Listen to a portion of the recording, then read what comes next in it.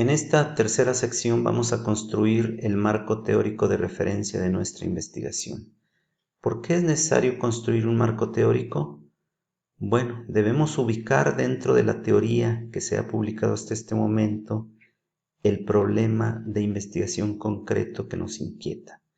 Es decir, a las situaciones problemáticas que hemos identificado en nuestra comunidad, en nuestro entorno, debemos encontrarles una explicación mayor que otros autores ya han investigado y que han propuesto a partir de diversas publicaciones. Para iniciar, vamos a hablar sobre dos ideas en relación a esta construcción del marco teórico.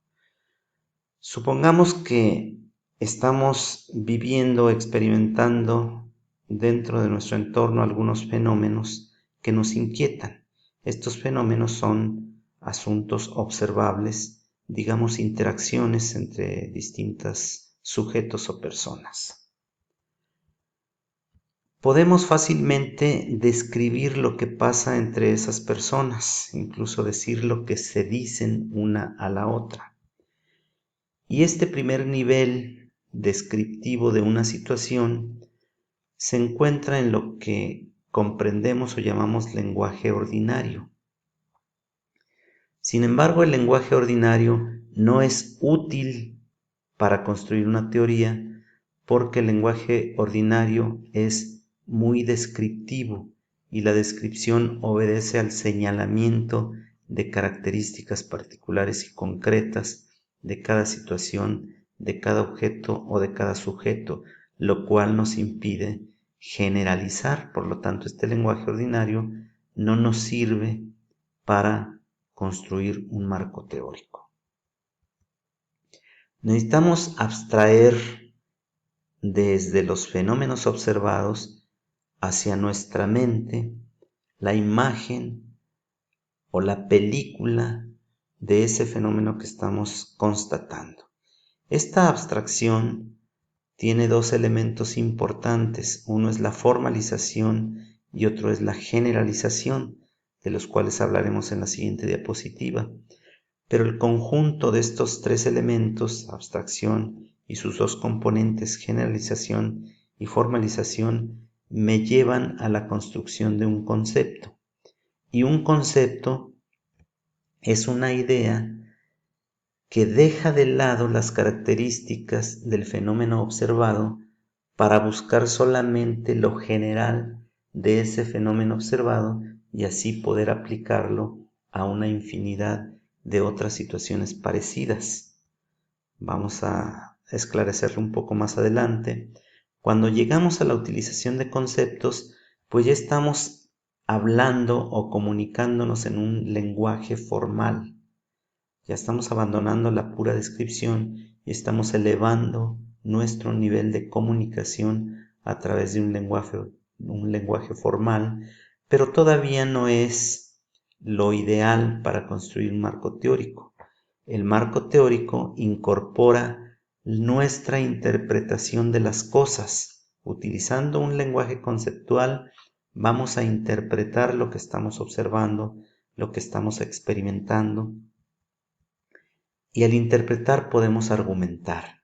Y este lenguaje sí es el de la comunicación científica, porque aquí estamos ya sintetizando situaciones después de su análisis. Estamos dando una idea más global que incorpora en esa idea nuestra interpretación de los hechos y podemos llegar a argumentar. Bueno, un poquito más yendo al detalle de estas definiciones, vemos aquí el objeto observado. Vamos a poner de ejemplo un cuerpo, por ejemplo un ave, una pelota, que de pronto vemos cruzar por el espacio frente a nosotros, y esto es un cuerpo que se desplaza. Vamos a hacer la abstracción de ese fenómeno observado y entonces vamos a tener un concepto que en este caso se llama velocidad. Es decir, a esto que yo estoy viendo que se desplaza, ya no solamente lo describo, esto sería una descripción, sino al abstraerlo estoy llegando a un concepto que en este caso por convención se llama velocidad. Y decíamos que hay dos elementos que componen ese concepto. Uno sería la generalización y otro sería la formalización. Respecto de la generalización diríamos que al abandonar lo descriptivo, lo particular, lo concreto de mi observación única, estoy yéndome a una generalización. Por lo tanto, este concepto lo puedo aplicar ya no al pájaro o a la pelota que vi aquí desplazarse, sino a cualquier otro cuerpo que se desplace en una ubicación espacial o temporal, sin importar cuál sea. Así entonces, hablar en términos conceptuales me permite hacer generalizaciones y luego también puedo formalizar el asunto. ¿Cómo se formaliza? Pues llegando a identificar los elementos que componen el fenómeno. Si estamos hablando de velocidad, pues aquí, por ejemplo, si acudimos a la física nos dirá que los elementos que lo componen son la distancia y el tiempo.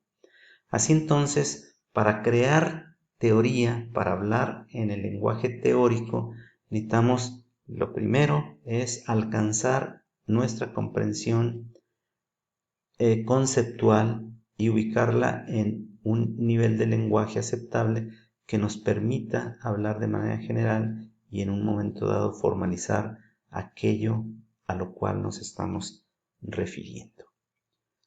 Así entonces, vamos a hablar del marco teórico conceptual y vamos a suponer que tenemos una situación problemática que queremos llevar a nuestra investigación.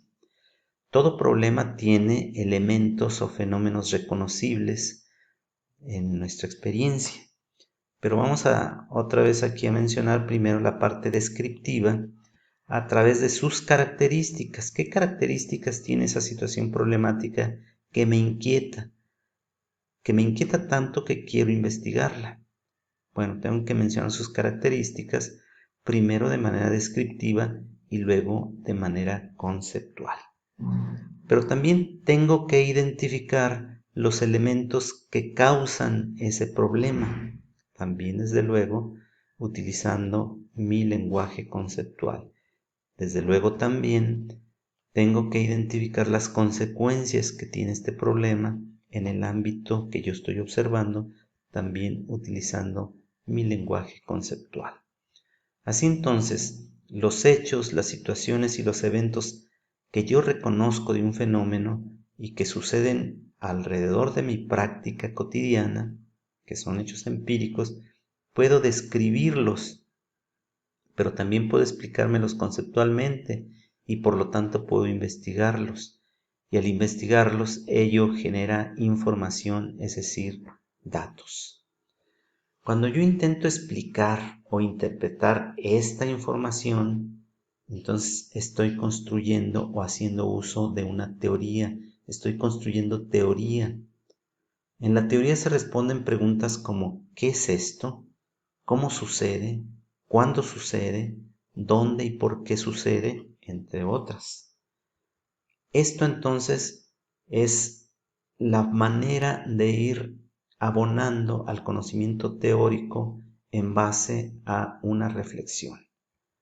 Estos elementos entonces se convierten, en función de mi explicación, en una teoría. Ahora, esta explicación, que es una explicación de lo que yo observo, de las cosas que yo constato, de las cosas que yo experimento, tienen un correlato en otras explicaciones más generales. La explicación o interpretación teórica de un conocimiento y ese conocimiento siempre, o sea, la explicación teórica de este conocimiento siempre estará contenido en un ámbito disciplinar o ciencia más amplio, que es la teoría que está publicada y que muchos autores aportan. Por ejemplo, la biología, la nutrición, la psicología o la sociología. Supongamos que aquí estoy yo hablando de un problema de delincuencia juvenil que afecta a mi colonia y a un grupo que yo conozco. Pues probablemente la delincuencia juvenil pueda ser explicada en las corrientes teóricas psicológicas o sociológicas o económicas. Entonces, esta teoría amplia, general, cubre mi explicación elemental del conjunto de sujetos que yo quiero investigar, en los cuales identifico una situación problemática. Vamos a seguir explorando el asunto en la siguiente parte de esta misma presentación.